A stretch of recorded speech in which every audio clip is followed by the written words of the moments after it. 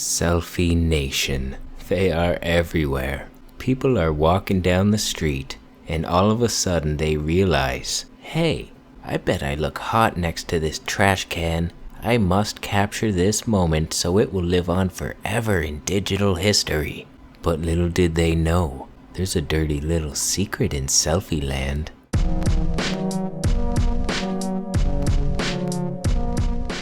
Selfies make you look uglier than you actually are, and I want to explain why. I'm being serious now. And this also applies to video making, so for all you vloggers out there filming yourself at arm's length, you may want to pay attention to this.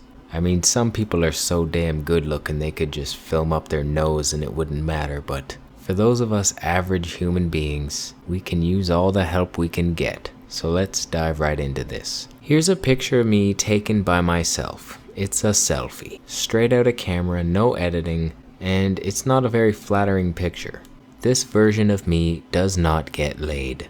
But there's a reason for that, and the reason is science. You see, when you hold a camera close to your face using a wide-angle lens, the lens will actually distort your features. It elongates your face, it makes your nose appear bigger, and it makes your face look narrower than it actually is. This picture you're looking at is not an accurate representation of what I look like at all. I used to get depressed actually because I'd take like 50 or more pictures of myself and they all sucked. I felt so ugly. I remember looking in the mirror one day and I saw a decent looking guy, but when I took the picture in the same position, I looked like the fucking hunchback of Notre Dame.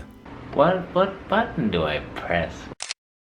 It made no sense. But when I started studying cameras for my YouTube videos, I learned a couple things that really shocked me. Watch what happens to my face now when my girlfriend takes the same exact shot, only instead of standing right in front of me using a wide-angle lens, she steps back about 8 feet and then zooms in with the camera to get the same perspective. This is actually much closer to what I look like naturally.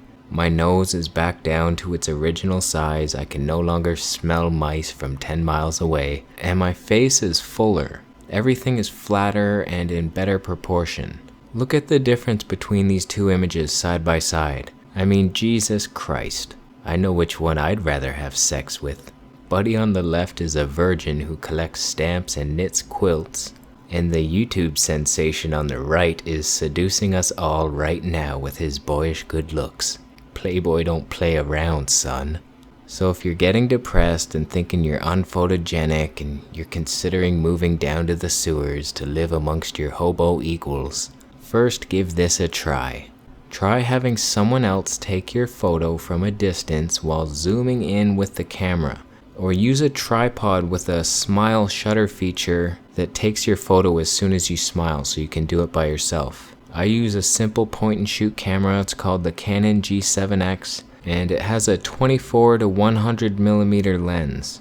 The first shot was taken at 24 millimeters within arm's length of my face. This distorts your face unnaturally. The second shot was taken at the full zoom length of 100 millimeters and far enough away so that the perspective looked exactly the same as the first shot.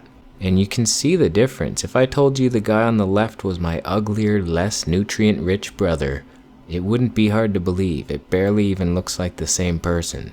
So if you want to be represented on camera as you are in real life, holding the camera at arm's length is a bad idea.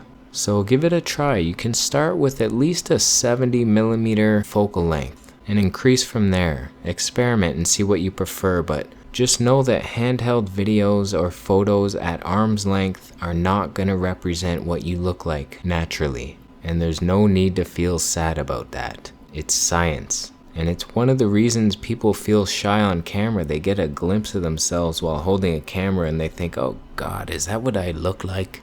No, you don't. So try stepping back, get a tripod and zoom in and see how much of a difference that makes. And if you still feel shy on camera and it's stopping you from making a YouTube channel, just make audio only videos like I'm doing right now.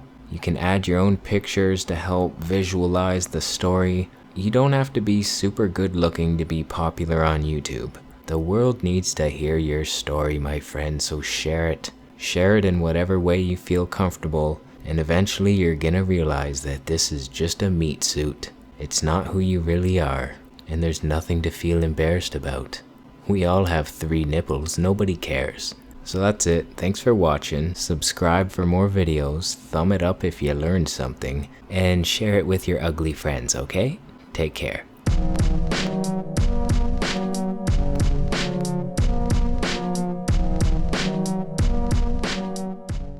Martha, what button is it? What